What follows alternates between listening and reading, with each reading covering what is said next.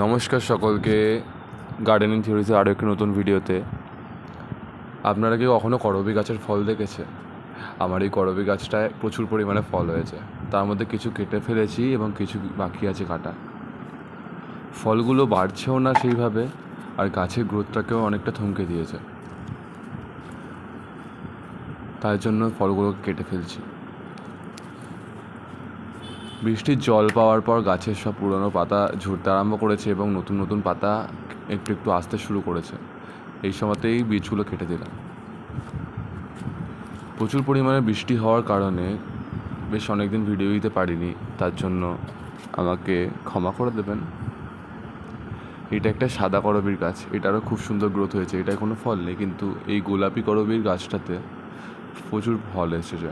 এটাই কেন এসেছে জানি না, কী করে এসেছে সেটা জানি না, কিন্তু ফল এসেছে। প্রথমবার দেখলাম করবী গাছের ফল। ধন্যবাদ।